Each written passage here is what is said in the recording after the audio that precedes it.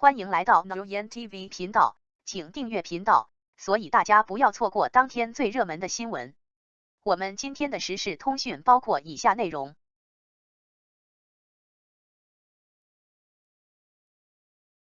王一博是演员，更是电影缪斯。世上没有无故的爱，导演青睐演员本身就有太多可解读性。成尔呆创作的态度是尽可能保持清醒，追求节制。但他呆王一博则更像是呆上海和上海方言，有某种源自创作虔诚性的统一内涵，即艺术家对美、对缪斯和灵感的确信、情愫与傲娇。物以类聚，人以群分。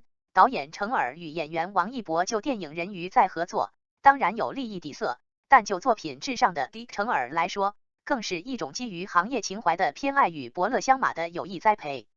而高调祭出超级艺术片，不妨视为缪斯在侧的老夫聊发少年狂。其一，王一博的可塑性与作者性导演适配的丝滑。影视作品的质量与风格，往往取决于导演素养与风格。导演不一定是电影艺术家，但作者型导演一定是，而且是那种个人风格浓郁、自我表达欲强烈，能通过思想和个性完全驾驭制作的艺术家。当影视人都在玩资源整合和人脉游戏，静心虔诚的作者型导演寥寥无几，而成尔恰好是其中之一。其鲜明个性、艺术气质与谍战类型创作及商业融合，是无名破局的焦点。与同样个性鲜明的新生代演员王一博结缘，成了他事业转折的起点。成尔说：“上海的城市气质我没有总结过，此时我脑中闪过的词语是温柔的犀利。这个似乎难以言语诠释的词，真正的上海人。”尔斯和波斯或可意会，对，就是那种知规矩但不局促，有腔调但不矫情，能兼容但有底线的骨子里的 old school。再通俗，那就是雅痞、闷骚、范儿，那正是一个上海滩西装暴徒该有的样子。这就是由码头文化加买办文化为底层逻辑，用契约精神加文艺腔调为顶层认知，然后在魔都地界向上向下兼容媾和，最后衍生出冷漠又疏离的人间清醒。尽管河南人小王本性依然是北方爷们，但面乡下3白眼的清贵，韩式偶像养成系经历与高处不胜寒的顶流生活，又的确让他有看上去昂贵而精致、冷漠又疏离的海派属性的一面。而无名中的叶先生，却乎就是这样一把优雅的杀人钝刀。而成尔，一个对上海生活有着不可磨灭记忆和个人情谊的湖北人，他的电影生涯与小说人生，从东亚往事到罗曼和无名，无不是上海语境。成尔遇见王一博是实力与 IP 的相互成就，更是艺术与商业联姻最终令人耳目一新的前提。谦谦君子，非常符合我们要呈现的年代，他就像从那个年代走出来的一样，他的优雅和力量感，偶尔展现的一点点脆弱，就是属于那个年代的上海。成尔评价王一博，可以叠加很多东西赋予他，可见演员的可塑性是作者型导演的驰骋空间。从导演风格和演员反馈看，成尔的指导是整体控制加局部支持。他的台词凝练讲究，演员很少能自由发挥。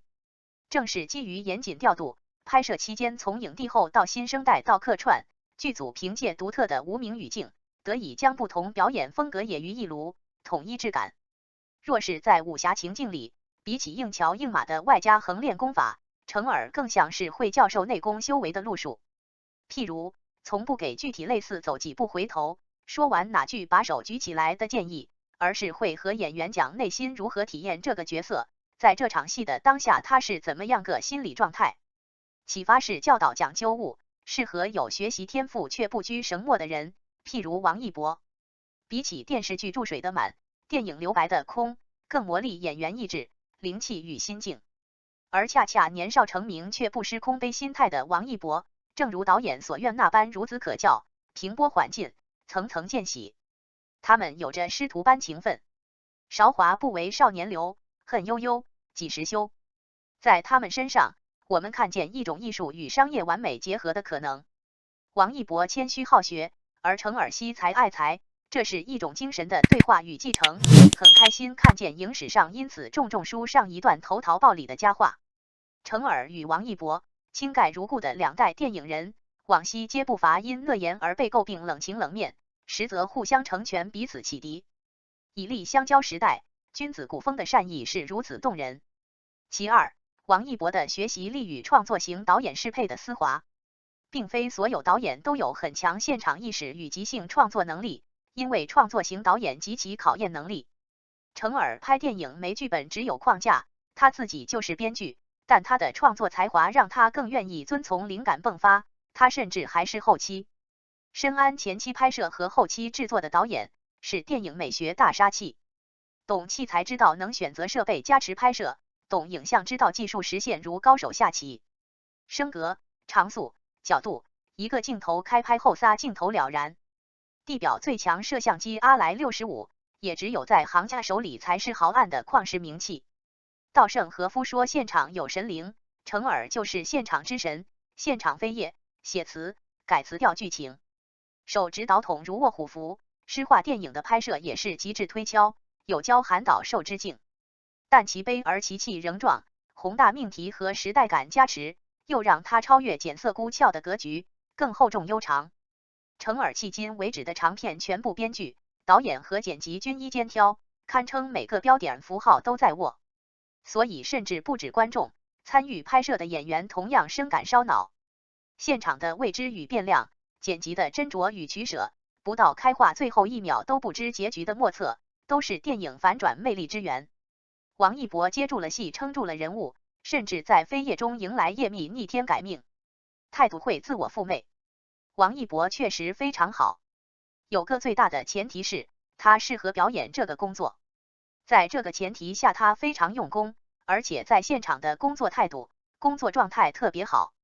成尔默然好慈祥，我们合作的非常愉快，甚至比愉快还要更好一点。我非常庆幸自己当初的选择，因为王一博以他充分的训练、足够的耐心、独特的天赋，在《无名》这部电影里奉献了让我惊讶的近乎完美的表现。嘿，你甚至能读出某种老来的子的快乐。拍成尔的戏相当于开小灶，王一博说在拍摄期间通过看回放学到很多，让演员能更好的了解自己的五官和表情，导演还会边看边讲解，帮我分析理解故事。成尔则赞王一博连续拍摄42小时始终非常投入，礼貌谦逊的等我们不光架机器，见过太多高级商业互吹，但唯独不是雕琢的表白格外动人。更何况两个都不擅长寒暄的行动派，在电影和人生价值观上还有着更高层次的认知共鸣。无名对上海的细腻描摹离不开方言，而各种语言丝滑转换更是妙处之一。王一博在片中说了普通话、上海话、粤语和日语。语言对表演有着至关重要作用，演技和语言功底相互结合，可以增加表演内涵，因此演员的语言天赋是大大加分项。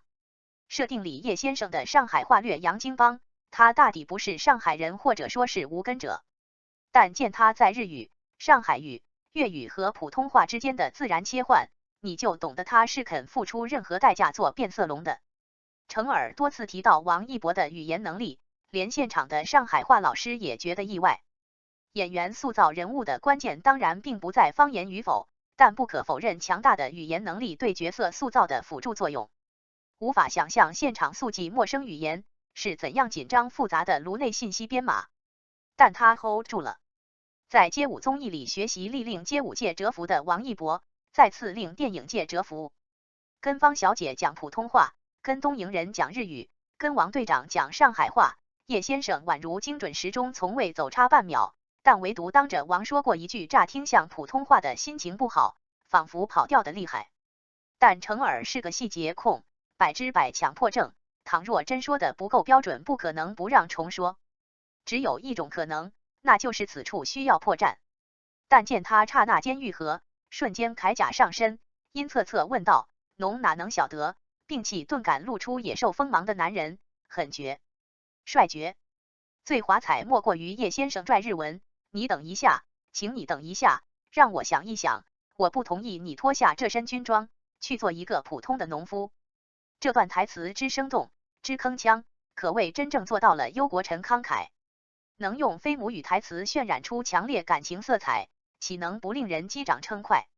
制片人于东说对成尔的支持是预算没有上限，但程耳坦诚，我有时出戏多半是因为拍电影实在太昂贵了。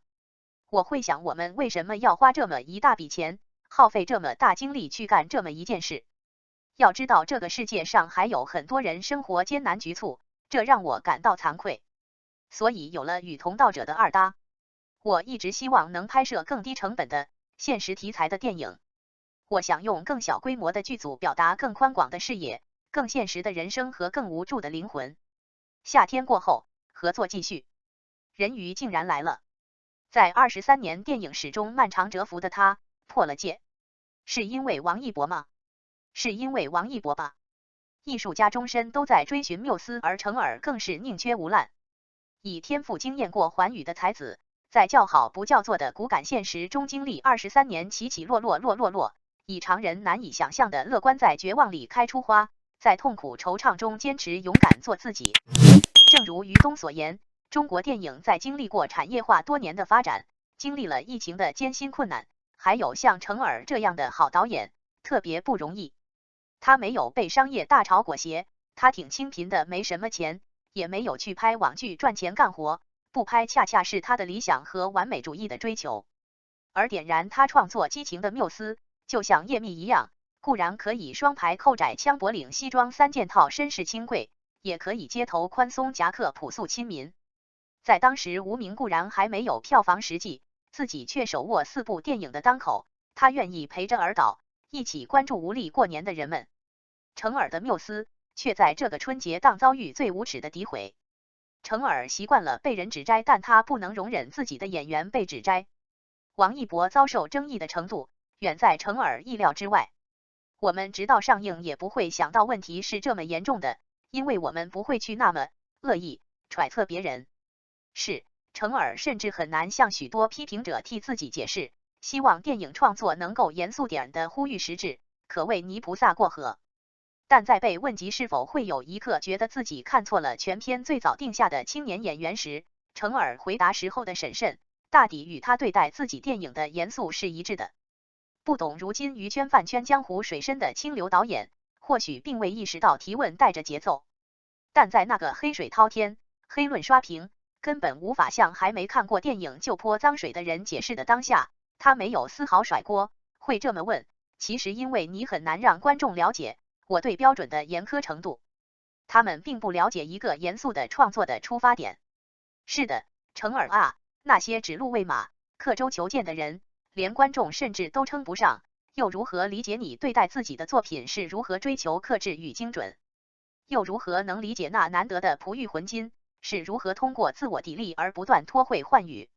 上官，无名上映前，你表达了4个愿望。对于投资方，希望这是一部能挣钱的电影；对于演员，希望观众能真正认可王一博的转型；对于观众，希望大家看得开心；对于个人，希望观众延续对程耳的认知，看到他作为一个严肃的创作者，非常用心的拍了一部严肃的超级商业片。目前来看，这4个愿望实现了多少？程耳都还好吧，大差不差都实现了。王一博实现了作为优秀电影演员的转型，观众的反应也不错。我仍是严肃的，无法更严肃了。电影仍在上映，结局未定，但大体也还好。博纳影业的于东先生是宽厚的人，他懂得也热爱电影。